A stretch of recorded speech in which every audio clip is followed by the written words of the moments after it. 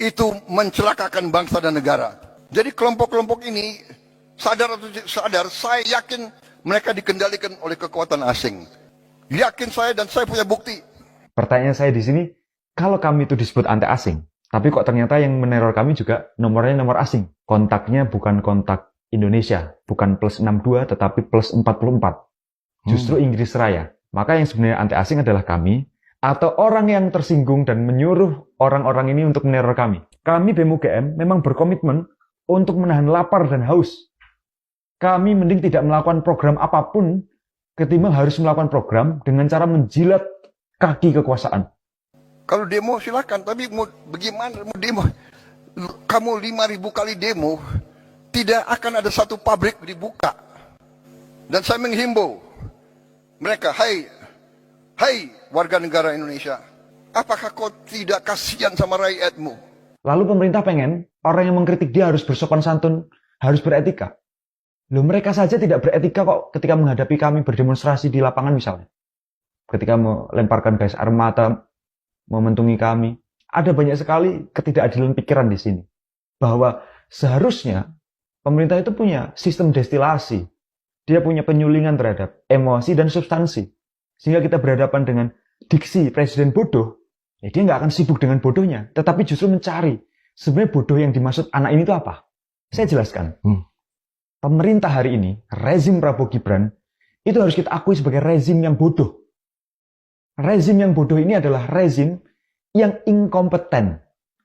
Dia tidak kompeten pada bidangnya. Itu terbukti dari bagaimana perekrutan kementerian misalnya.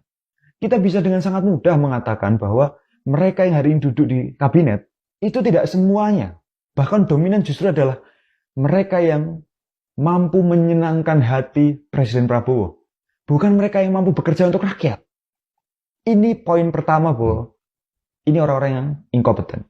Kalau kita lihat Badan Gizi Nasional misalnya, ketuanya saja, kepalanya saja, bukan ahli gizi, tapi ahli serangga. Jadi rezim ini rezim inkompeten. Yang kedua, rezim ini juga tidak menghargai ilmu pengetahuan. Berapa banyak ahli gizi kita yang masih tidak mendapatkan pekerjaan layak. Sementara di Badan Gizi Nasional justru diisi oleh Polri. Presiden Prabowo menyampaikan ke beberapa tokoh aktivis yang diundang ke Hambalang, saya akan lawan oligarki. Tapi seminggu kemudian oligarki itu justru dijamu di rumahnya. Ini orang nggak bisa dipercaya, Bang. Apa yang dikatakan bukan apa yang dilakukan. Kita tahu bagaimana cara mudah untuk melawan oligarki. Berpihaklah ke rakyat. Buatlah undang-undang tentang pembatasan kekuasaan terhadap sumber daya alam, terhadap bisnis, sehingga oligarki tidak mampu lebih mengguritakan bisnisnya dan mematikan kemungkinan rakyat untuk menjadi sejahtera. Presiden Prabowo masih punya waktu 3,5 tahun. Syukur kalau beliau sehat sampai 2029 dan panjang usia.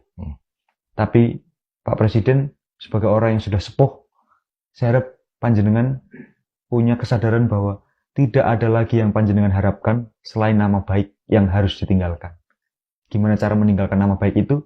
Berpihaklah ke rakyat, dengarlah suara rakyat, lihatlah rakyat di rakyat itu sendiri, tataplah mata mereka. Jangan hanya menatap data-data yang dikirimkan oleh bawahan Anda, yang tentu itu sudah dimanipulasi sehingga Bapak senang. Hari ini Bapak ada dalam situasi yang, yus piye carane, gimana